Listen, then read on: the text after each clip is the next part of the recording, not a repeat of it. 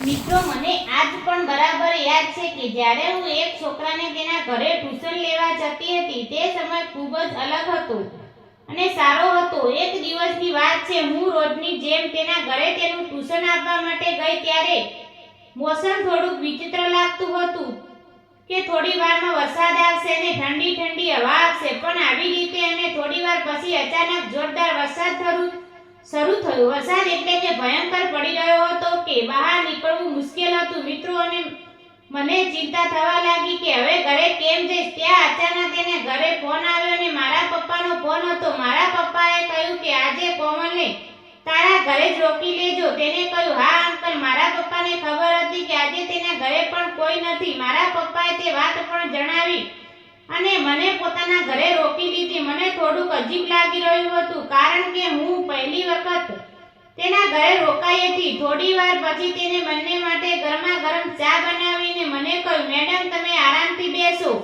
આપણે બંને વરસાદ બંધ થાય તો રાહ જોઈએ છું. પણ વરસાદ રોકાય એવું મન ન લાગતું હતું.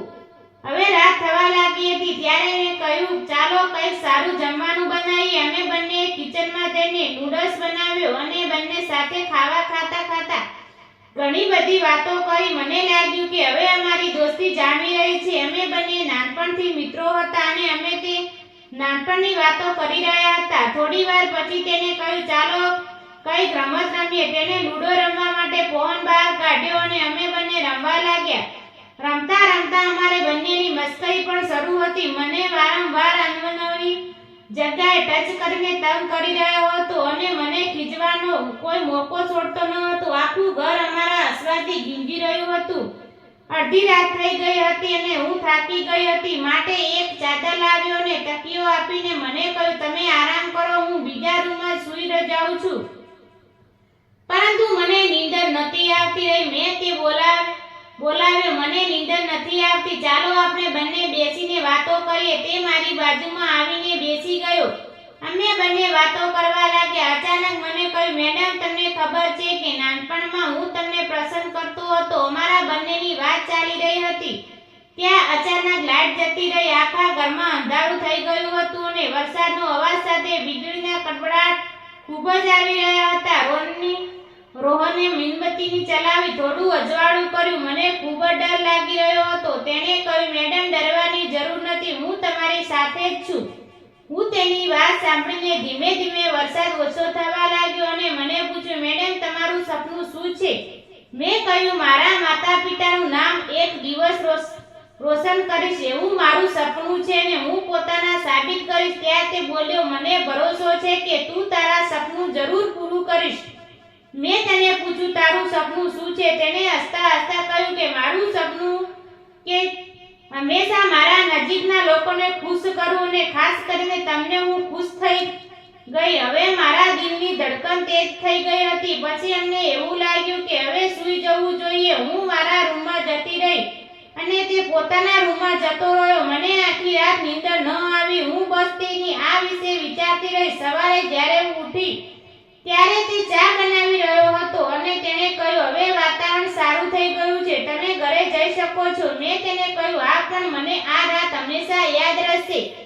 જ્યારે હું ઘરે આવી ત્યારે હું તેને રાતના વિચારો કરતી રહેતી. મારા દિલમાંથી અને મારા વિચારોમાંથી જવાનું નામ ન હતું લેતું. આ એક વિચિત્ર અનુભવ હતો. શું આ દોસ્તી હતી કે પછી તેનાથી પણ આગળ હું સ્વીકારવાથી ડરી રહી હતી?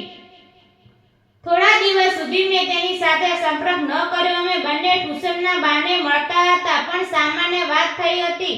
હું તેની સાથે નજર નથી મળાવી શકતી. એક દિવસ તેને મને પૂછ્યું, મેડમ શું થયું? તમે મારી સાથે વાત કેમ નથી કરતા? મેં તેની સામે જોયું અને કહ્યું કે બધું બરાબર છે, પરંતુ મારા અવાજ ગભરાયેલો હતો. તે મારી નજીક આવ્યા અને બોલ્યા, મને ખબર છે કે કંઈક વાત તો છે, અમે મને કહેવા નથી માંગતા. હું થોડી વાર માટે ચૂપ રહી. પછી હિંમત ભેગી કરીને કહ્યું, જ્યારે હું તારા માટે ઘરે રોકાઈ હતી ત્યારે મને ખૂબ જ સારું લાગતું હતું, પણ હવે હું સમજી નથી શકતી કે આ દોસ્તી છે કે પછી તેનાથી વધારે. મેં ઘણો વિચાર કર્યો. એટલે કહેતા તે મારી સામું જોયું. તેની આંખોમાં એક અજીબ પ્રકારની ખુશી હતી અને તે મુસ્કરાતા બોલ્યા, મેડમ હું પણ ઘણા સમયથી આ વિચારી રહ્યો છું, પરંતુ મને કહેવાનો મોકો જ નથી મળતો. તમે મારા માટે એક દોસ્ત નથી પણ તેનાથી પણ વધારે છો. તેની વાત સાંભળીને હું થોડી વાર માટે હેરાન થઈ ગઈ, કેમ કે મને સમજવામાં નહોતું આવતું કે તે શું કહું, પરંતુ મારા દિલની અંદર એક ઠંડક હતી. મને લાગ્યું કે મારા મનમાં બીજો બધો ઉતરી ગયો. મેં તેને ધીરે ધીરે કહ્યું, તો આપણે હું હવે શું કરીશ? તેણે હસતા હસતા કહ્યું કે મેડમ, આપણે તે જ કહીશું કે આપણને સારું લાગે, કોઈ ઉતાવળ નથી, આપણે એકબીજાના સાથે નિભાવીશું. તેની વાત સાંભળીને મારી આંખોમાં ખુશીનું આંસુ આવી ગયા. તે દિવસે અમારા સંબંધની દિશા બદલાઈ ગઈ. હવે ટ્યુશન ફક્ત ભણવાનું બહાનું હતું. અમે બંને અમારા સંબંધોને સમય આપ્યા, એકબીજાને બરાબર સમજ્યા. તે રાત અમારા જીવનની સૌથી ખૂબસૂરત રાત હતી. અમારા બંનેની દોસ્તી એક નવા સંબંધ ઉપર જઈને ઊભી હતી.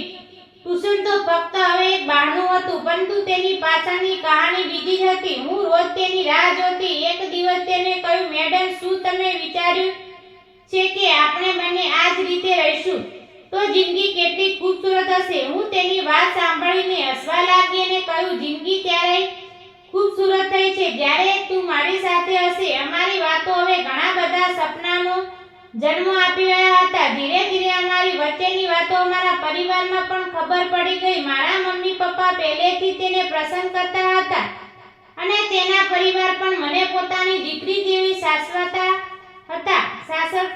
એક દિવસ તેને મને બગીચાની અંદર બોલાવીને કહ્યું, મેડમ, હું તમને કંઈક કહેવા માંગુ છું. તેણે મારો હાથ પકડીને કહ્યું, તારો સાથ મારી જિંદગી માટે જરૂરી છે. શું તું મારી જિંદગીની અંદર આવવા માટે તૈયાર છો? તેની વાત સાંભળીને મારી આંખોમાંથી આંસુ આવી ગયા. મેં તેને ધીમેથી કહ્યું, મારા માટે એ માણસ પણ મારો વિશ્વાસ છે, મારો સહારો છે અને હું હંમેશા તારી સાથે રહેવા માંગુ છું.